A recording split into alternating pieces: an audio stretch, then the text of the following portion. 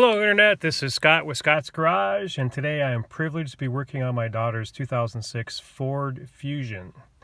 And the presenting problem is this: the door actuator is not working. Now, not to be confused with the inside door handle, but the door actuator. There's a motor in the inside of the door that actuates the lock.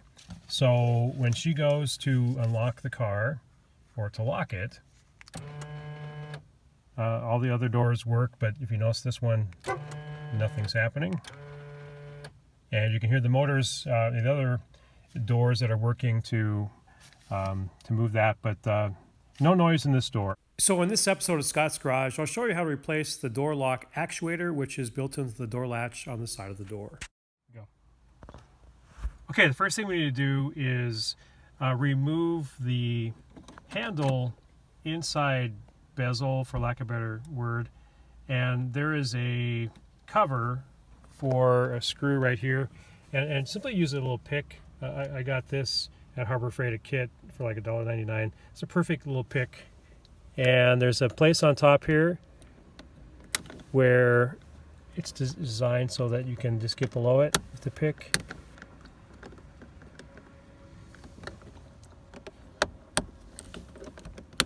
There we go. And so that cover actually stays in place. Go ahead and stop it. All right, so what's below this little plastic cover is a T20 screw. So we're going to use this is a Torx. So Torx 20.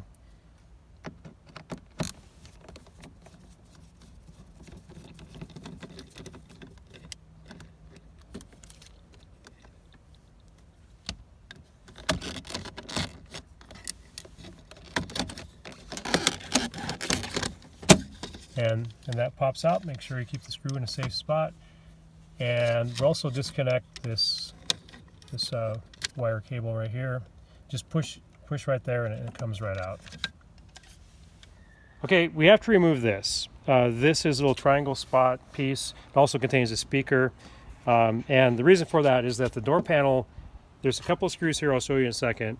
But when those are removed, it kind of hangs down, and you have to pull up to get the panel off. So this has to come out. Now these are just have little clips like that, and so you just have to get in there. You may have to use a pry tool. Be careful you don't mar the plastic. Now I was able, just with my hands, just pulling it back, and it loosens.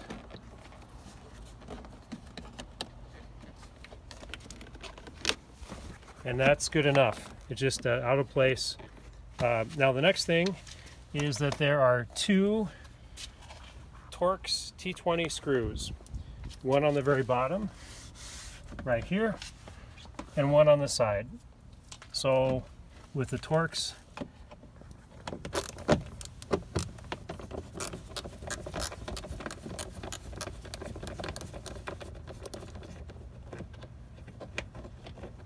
there's one. Make sure you put these in a good spot.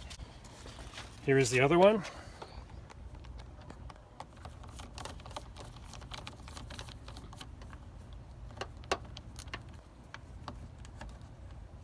Looks like this one was never in there tight, but it's there.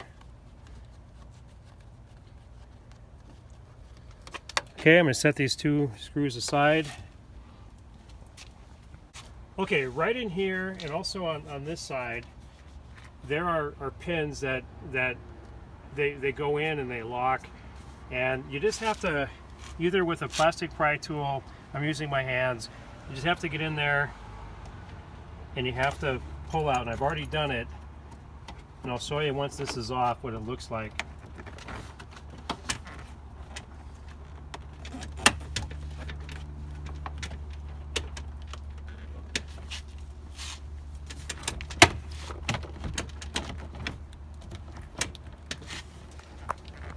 Now you just lift up and it should come out. There we go.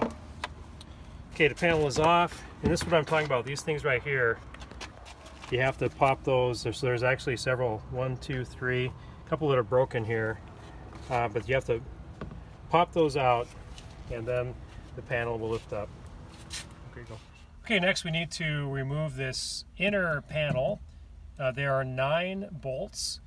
These are 8mm. You may or may not have this inner panel. Some of the lower versions of the Fusion Pi don't have this, but this one does.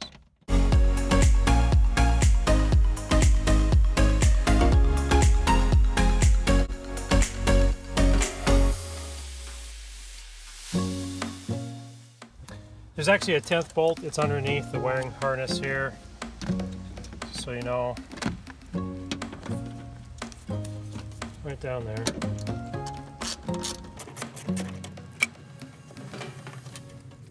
Okay, once you remove the bolts, there is a gasket along here with some glue on it, and you're going to have to pry that out. I'm using a straight edge, and just get behind it, and once you pop that seal, it should come off pretty easily then.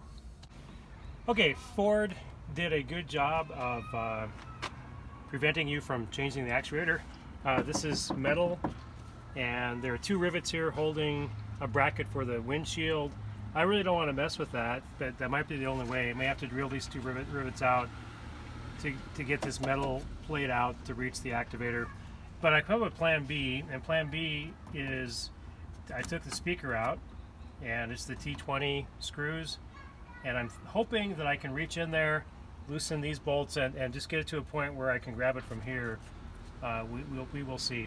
So the next thing we're going to do is remove, this is actually the actuator latch combo right here, and so we're going to loosen these 3 bolts, and this is a T27.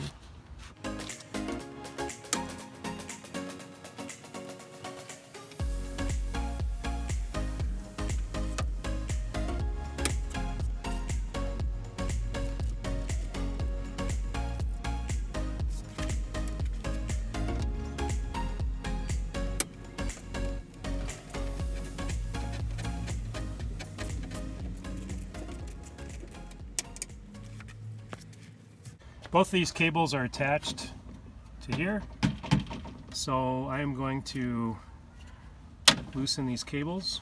There we go. And this is the electrical here. So pull back on that. There we go. Yep. Okay, so you have to drill out the rivets. Now I can get to parts. Here, the electrical, the key is this red piece is pushed out here. You have to pull it back, and then it releases. Not easy, but it works. Go. Okay, secret to this, the green clip, is that the flanges stick out. You just have to push them in on both sides, and then it comes off, and then the new one will push in until it clicks. Here's a photo of the actuator latch assembly. I purchased this at O'Reilly's for $114. Okay, if you made it this far, consider yourself blessed. I had a hard time with this. Really, to get to this point, I had to take the handle off here, and you just take a bolt out here and maneuver this around. And it comes out. You have to take it off in pieces. You'll figure it out. There's the pieces there. But you need to do that. You have to really assemble the lock and latch with the handle assembly. So there's plastic here. There's a little screw down here, Torx. And this really is how it's supposed to be. So the linkage going up there, and as far as I can tell, you have to assemble this, put it all together, and then put it all together back in place. And I'll have to just slide it up in there and just get it all back in place. It's really the only way to do it. Otherwise, you're trying to, feel with your hands and try to get the the linkage, and it's just impossible. So just take it out, save yourself some time, and do it this way. Okay, I'm working by myself now, so I don't have a cameraman. But I took that entire assembly and snaked it up there. Got the handle part, I put the set bolt in there, and it's got the lock lined up.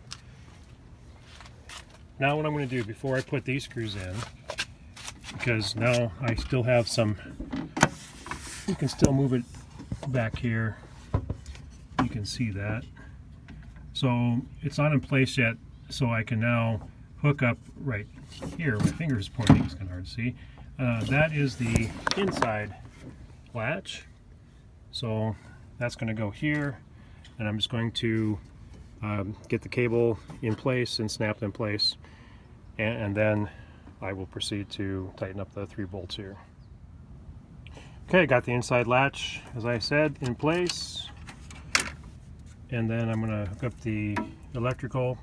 Once this goes through here and then into the assembly over here, you just push it in, and then the red part, simply push it in place and it clicks in place. Okay, I got the electrical, the wire harness snapped in place, and now you can see that I can position this, and I'll get those 3.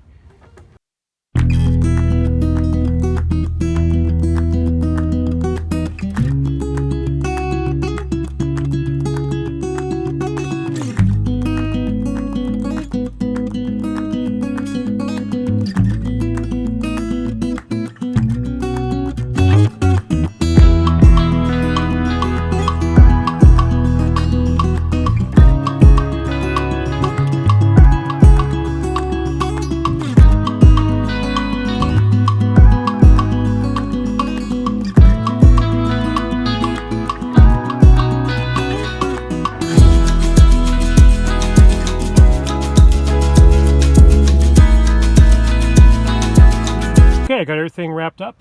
The new lock works well. I can prove that to you. Here's the key fob. This did not do this before. Key fob did not work before. Little motor and unlocked. Hit it once, it unlocks just the driver's side. Hit it twice, and all the other doors unlock just exactly as it should. And again, the key to this is that you have to take off the handle assembly, take out all the guts, get all the linkage to work, put it all in as one unit. I do stuff all the time on cars, and this is not an easy task. If you are a do-it-yourselfer, really consider taking it to professional, unless you have some experience. I have quite a bit of experience, and I consider this tough, mainly because of the metal panel that was in the door. But anyway, it is doable, and definitely saved a lot of money doing it myself. And this is Scott with Scott's Garage. If you got any value at all from this video, please hit like. It costs you nothing, but is of great value to me. And if you're not subscribed to Scott's Garage, likewise, please do so. And I look forward to seeing you in the next video. Have a great day.